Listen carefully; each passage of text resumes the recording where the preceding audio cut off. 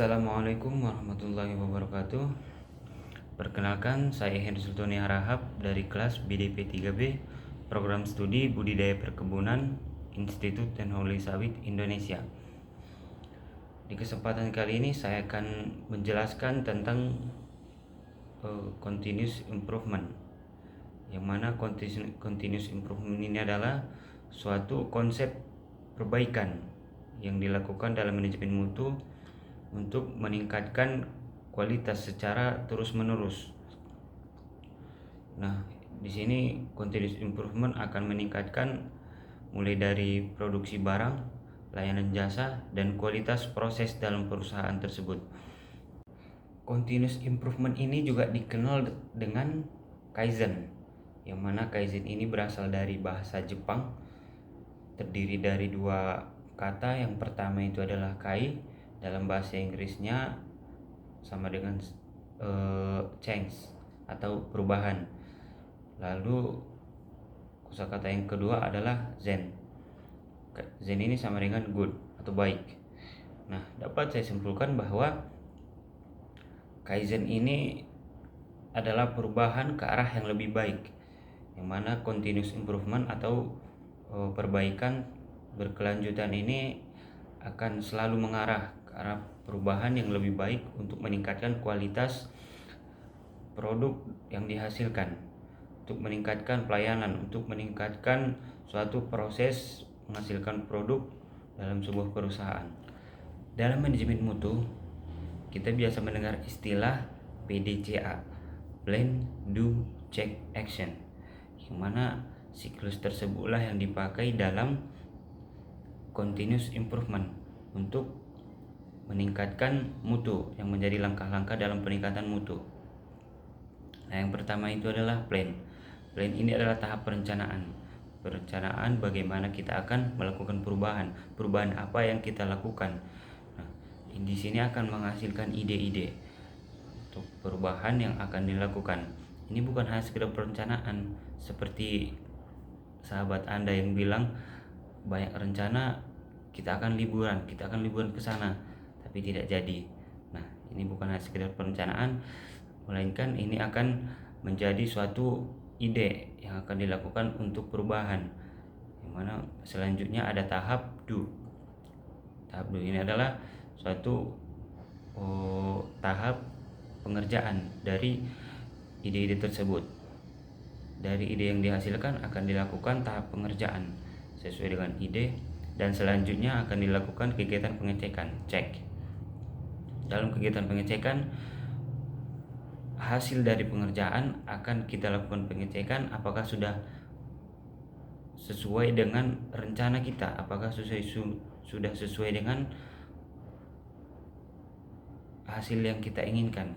Nah, jika sudah sesuai dengan hasil yang kita inginkan, maka akan ada tahap terakhir, yaitu action, yaitu merealisasikannya ke dalam dunia nyata dan akan direalisasikan pada kenyataan di lapangan. Nah, jika siklus tersebut tidak berhasil, ada kesalahan, maka itu akan berulang dari awal, mulai dari plan lagi, direncanakan lagi, dikerjakan lagi, dicek lagi apakah sudah sesuai. Jika suatu perusahaan tersebut sudah mencapai perubahan yang sudah diinginkan dan produk memiliki kualitas yang bagus, perusahaan juga memiliki pelayanan yang baik, dan kualitas prosesnya juga sudah terjamin, maka perusahaan tersebut layak mendapatkan sertifikasi ISO, yang mana sertifikasi ISO ini adalah sertifikasi tingkat internasional, standar internasional untuk sebuah perusahaan. Nah, jika sudah mendapatkan sertifikasi ISO ini, maka otomatis perusahaan juga bisa bergerak di kancah internasional, produknya bisa dipublikasikan di internasional. Ini akan memperluas jangkauan dari perusahaan tersebut. Jika perusahaan sudah mendapatkan sertifikasi ISO, maka otomatis sertifikasi ISO tersebut akan menjadi jaminan kualitas dari perusahaan tersebut. Nah, tapi ada juga perusahaan yang mendapatkan sertifikasi ISO hanya untuk sebagai label saja dan tidak menjalankan standar ISO-nya. Nah, hal ini membuktikan bahwa walaupun suatu perusahaan itu memiliki ISO, namun tidak menutup kemungkinan produk yang dihasilkan suatu perusahaan akan baik.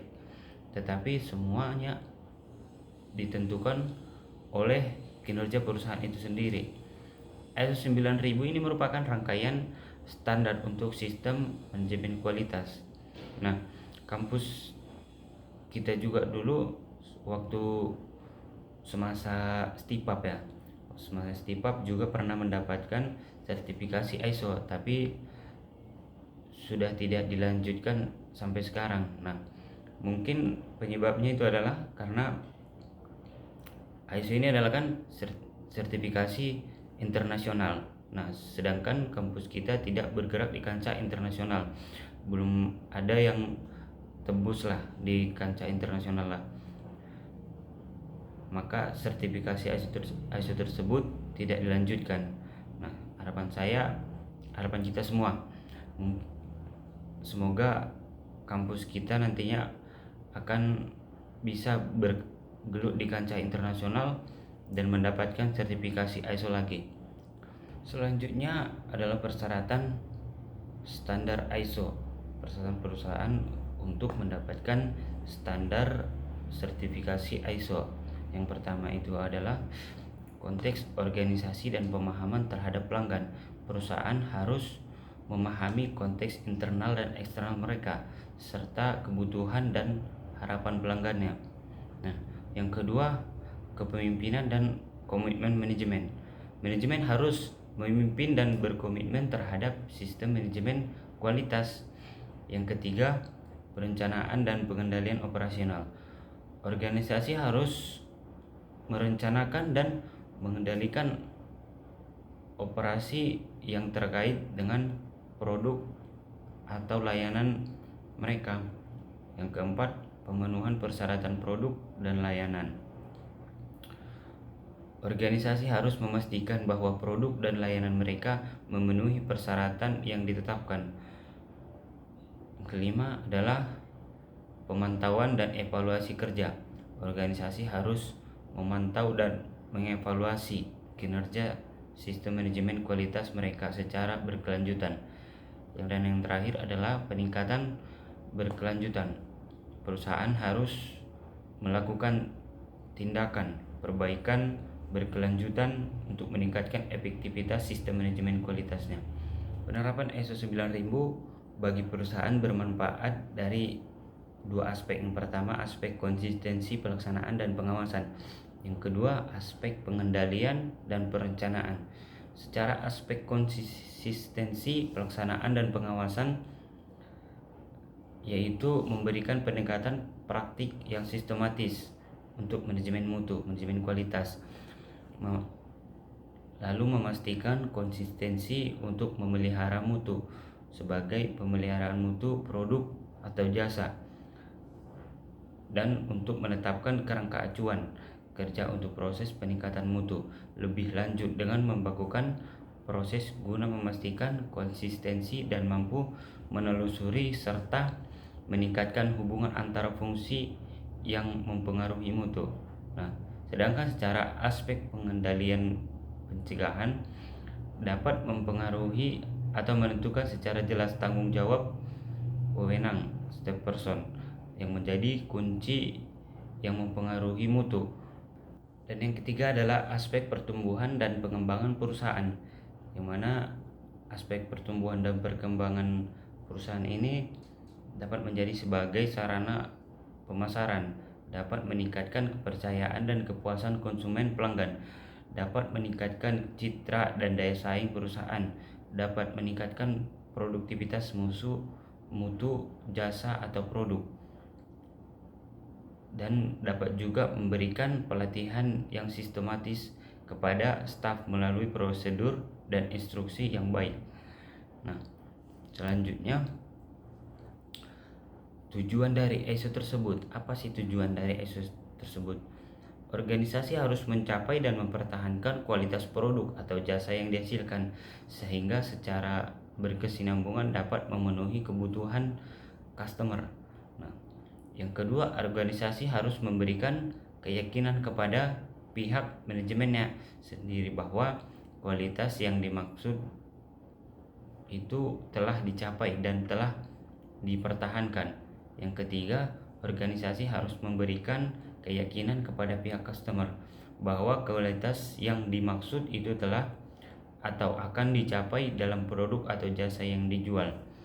ISO 9000 bukan hanya satu-satunya standar kualitas yang ada. Dalam sesi ini, kita akan membandingkan ISO 9000 dengan standar kualitas lainnya seperti Six Sigma dan TQM, Total Quality Management. TQM ini sudah kita bahas di video sebelumnya, di video tugas UTS, dan saat ini kita akan membandingkan ISO 9000 dengan Six Sigma dan TQM untuk memahami perbedaan utama antara standar-standar tersebut. Yang pertama, ISO 9000 vs Six Sigma. Dengan Six Sigma, Six Sigma adalah metodologi yang berfokus pada pengendalian kualitas dan pengurangan variabilitas dalam proses bisnis. ISO 9000 di sisi lain adalah standar yang memberikan kerangka kerja umum untuk mengembangkan sistem manajemen kualitas.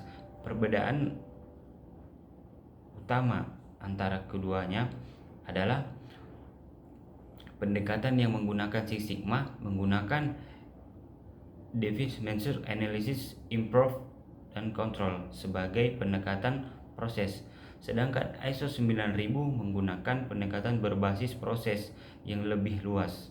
Nah, selanjutnya ISO 9000 dengan TQM. Apa sih perbedaan antara keduanya? TQM atau Total Quality Management adalah filosofi manajemen yang berfokus pada peningkatan kualitas melalui partisipasi semua anggota organisasi.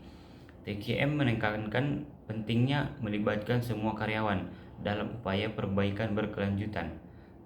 Nah, sedangkan ISO adalah standar yang memberikan kerangka kerja untuk mengembangkan sistem manajemen kualitas. Meskipun TQM dan ISO memiliki tujuan yang serupa, yaitu peningkatan kualitas, pendekatan dan ruang lingkup mereka sedikit berbeda. Nah, kesimpulan dari pembahasan tersebut adalah dapat kita simpulkan bahwa perusahaan yang memiliki ISO belum tentu menghasilkan atau menciptakan produk yang berkualitas dan bermutu. Nah, hal ini dikarenakan untuk menciptakan sebuah produk yang bermutu atau berkualitas, suatu perusahaan juga harus mendukung dengan tenaga ahli sesuai dengan bidang pekerjaannya. Nah, mungkin sekian yang bisa saya sampaikan pada sesi kali ini. Jika ada kesalahan, saya mohon maaf. Billahi taufiq wal hidayah. Assalamualaikum warahmatullahi wabarakatuh.